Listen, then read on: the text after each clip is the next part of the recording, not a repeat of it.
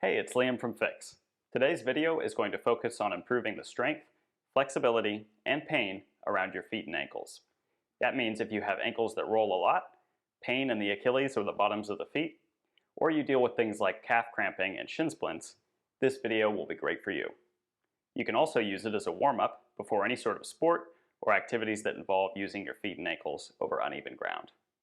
This will help you stay safe from things like ankle sprains and improve the ability of your feet to work for you. Enjoy. The first exercise is very simple and is designed to warm up the muscles of the ankle. All we're going to do is stand on one leg and draw the capital letters of the alphabet with one foot. Try to do this with your shoes and socks off so you can start to feel the ground a little bit more with your foot. If this exercise is too hard to do on one leg for you, you can start by holding onto a wall or sitting on a chair. This exercise is very good for using to warm up the ankles before you have pain. So that means if you have some pain when you get up out of bed in the morning and put weight on the foot, if you can use this right before you get up out of bed, it makes it so that the ankle is all warmed up and it's ready for you to put weight on it.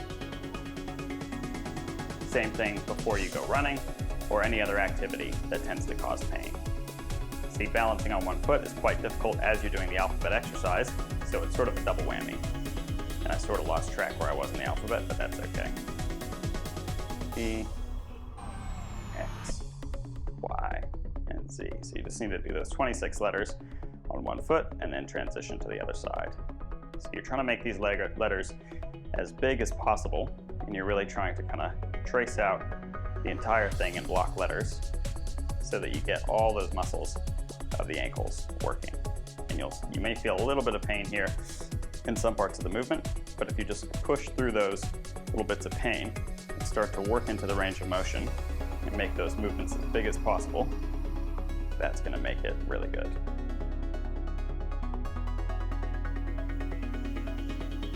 Again, there are modifications to this. You can do it in sitting if you like, but ideally try to work up to the standing position.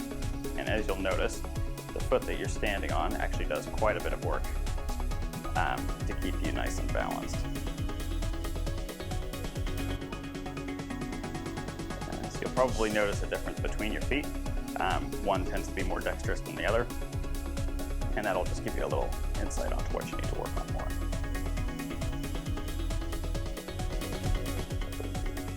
X, Y, Z. So all we're going to do is just stand on one foot again, and standing on one foot, really good way to stabilize the ankle and the rest of the muscles around the leg. And then with the muscle, or with the leg that we're not standing on, we're just going to start to push that big toe down as far as we can, and then pull it up as far as we can. So we're going down and up. We're just going to do this 10 times on each side.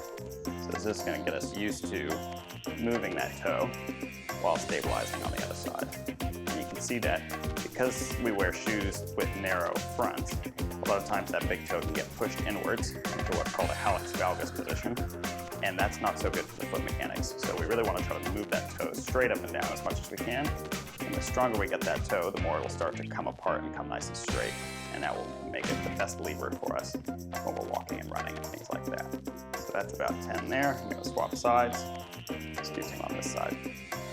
So with this big toe, you can activate it specifically right now with this exercise, and then when you go to walk around, you want to try to use this big toe to almost kind of grip the ground as you're walking, and that's going to make sure that it works for you in day-to-day life as well, because oftentimes we just forget about it, and it will atrophy and get nice and get really weak. So we're going to go 3 more here, and we're going to go back to the other side and just do 1 more set. Set. Back over here. So again, we're warming it up now, and that's so you can feel it a little bit more.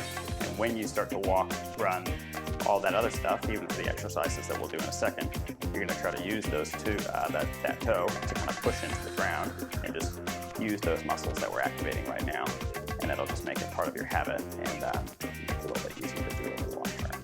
So even with this left foot that I'm standing on now, I'm thinking about pushing that left big toe into the ground to help to stabilize me. Last set here, going for 10, moving that big toe down, and then back up. And you're trying to move it independently of those other toes, because oftentimes those little toes will be a little bit stronger than that big toe. So all you need to do is just focus on that big toe. You're just squeezing up and down. I'm gonna go for 3 more here, 2, and 1. And then we're going back to both feet, and you're just feeling that big toe on the ground. You're pushing it into the ground. And then as we start to walk along, you're gonna focus on kind of gripping the ground with those toes, especially as we head into our next exercise. So all you'll need for this is a stretchy resistance band, or you can use a bike tube or a bungee cord, it doesn't really matter. Anything that has a little bit of resistance to it. So what we're going to do is loop it, tie a little loop in it, and put it around one of the feet. And we're going to step out so that we just have a little bit of resistance on it. And again, we're standing on one foot here. You'll notice this is the common theme, is we're always stabilizing one side while we work the other side. And what we're going to do here is we're just going to work on pushing that foot inwards and then slowly scooping outwards. So we're pushing it inwards, slowly moving it outwards. And you can see it's got a little bit of a shake on it as you bring it back, so just try to control that shake and try not to move the knee here. So you see we're not moving the whole leg, we're just sweeping that ankle in like that. So you'll start to feel this in the foot that you're standing on, as well as this foot that's attached to the band. What it's going to be doing is strengthening one of those muscles that helps to maintain the arch, as well as stabilize the ankle itself. So we're just going to work on about 8 on each side, 7, and 8.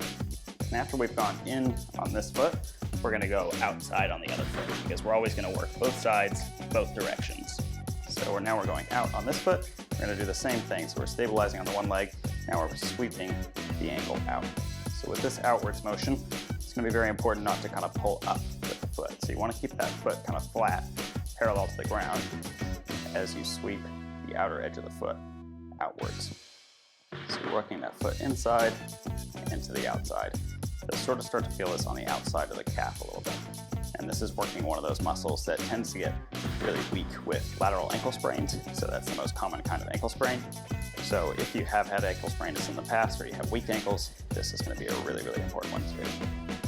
Got 1 more. Perfect. So now we're going to go inside. So I'm going to switch this around. So now we're going inside on this left foot,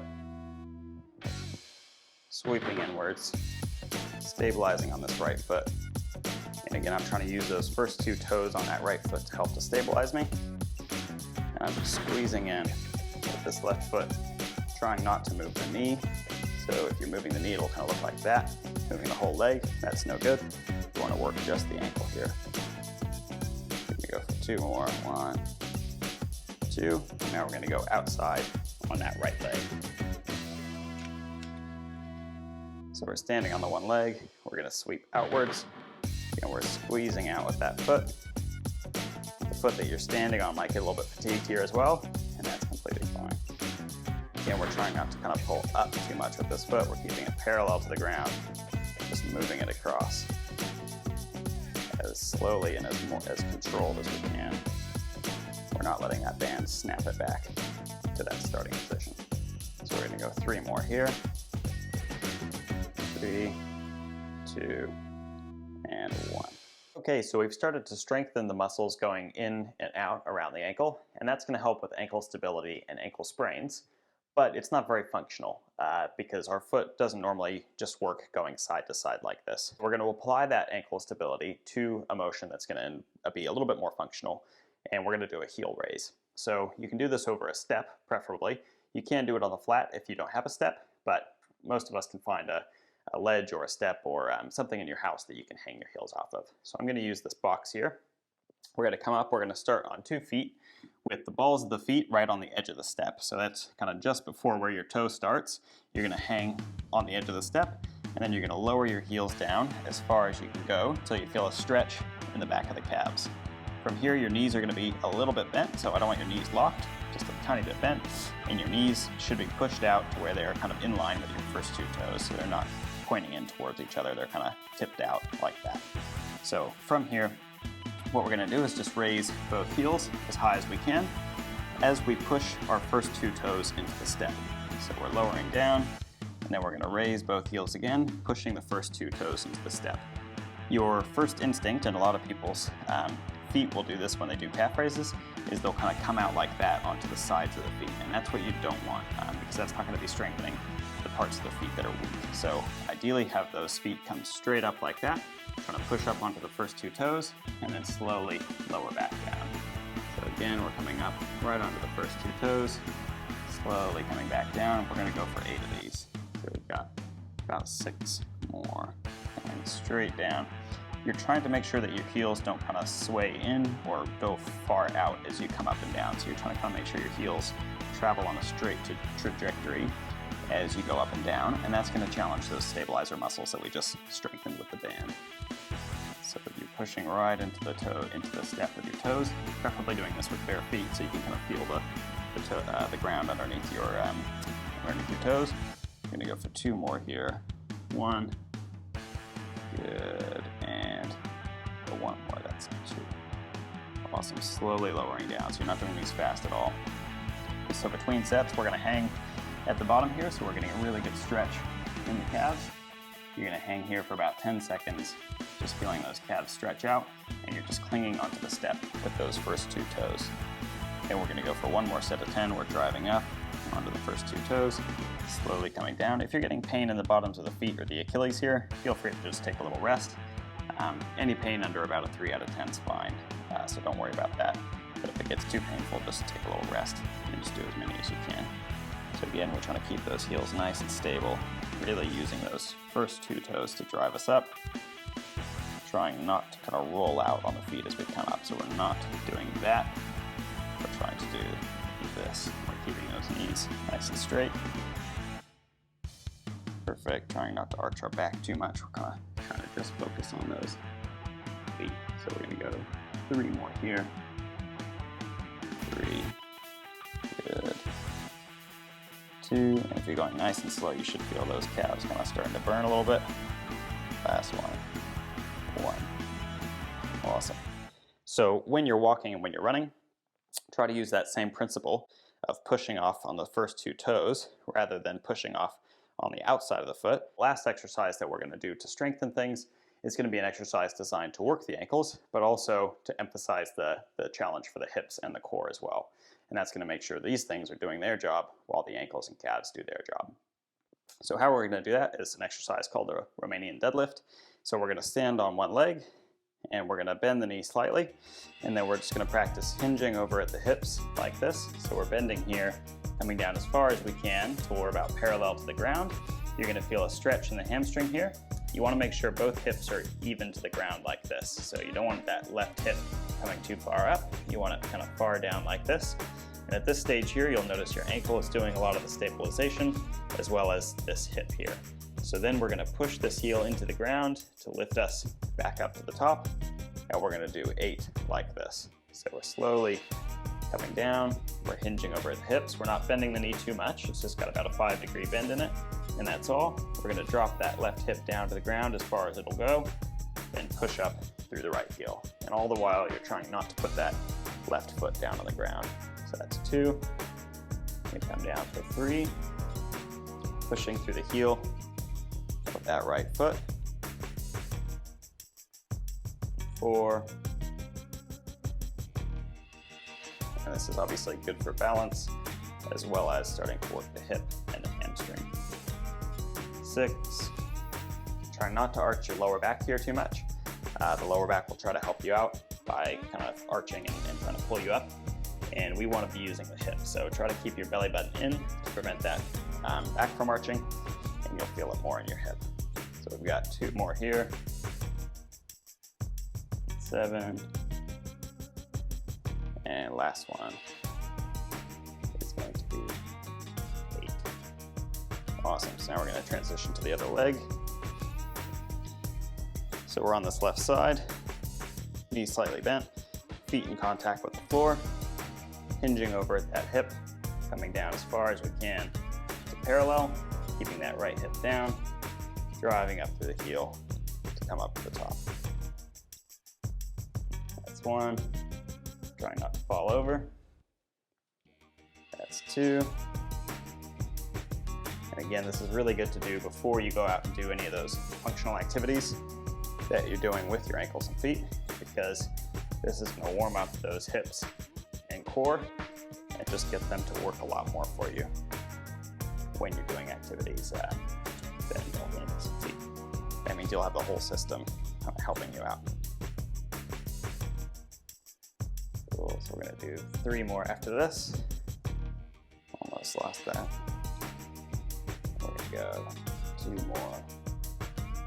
You can do this with weights in your hands if you like. That'll add some extra resistance. And it can actually help your balance a little bit. Good, last one. Awesome. Here are a couple of stretches and techniques that you can use after your workouts or after you go running to help to decrease the tension in those areas, and that can help to prevent any delayed onset muscle soreness or pain. So the first is just a stretch for the front of the ankles and the feet. Just place the top of the feet on the ground like this, and then just push forwards with your leg and hip, and you should feel a good stretch going across the top of the shin and the top of the foot. So we're just gonna hold this for about 20 seconds. And you can kind of move the ankle around here left and right, and you'll feel different bits of the toes stretching out, different bits of the shin. Again, if you have any pain in the kind of the front of the ankle area, this is a good one to use to help to stretch that out. Same thing on the other side. Be stretching right into that there.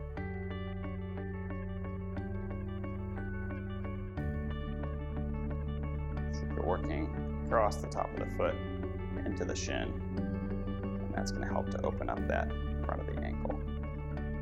So now that we've stretched the front of the shin, we're going to stretch the back of the calves and the hamstrings. So you can just place the hands on the ground like this, walk the heels back, and try to put the heels down to the ground like this, and push one heel into the ground at a time while you push the hips up towards the ceiling. So we've gone through this in a separate video, but this will help to stretch out the calves and the hamstrings, which can be a little bit tight after doing those calf raises and Romanian deadlifts. So we're here like this, we're pushing in, and we're just doing this for about 30 seconds total. It doesn't have to be a lot, it's just enough to start to dissipate some of the tension that you form while you do these strengthening exercises, especially if you're someone who hasn't strengthened these areas much before. So now that we've got those stretched out, finally, we'll just use the foam roller. If you have one of these, if you don't, you can use a tennis ball or any other sort of ball and just place it underneath the calf like this. So what you're doing here is you're just breaking up some of the knotted muscle tissue that can form after you start to do some calf raises. So you're just going back and forth. You can see we're going the outside of the calf here, the very back of it, the inside, working up to the ankle like that. You can start to move the ankle and stretch it out. You can even work up to the hamstring and the glute if those are a little bit sore after those Romanian deadlifts. So you're just working across.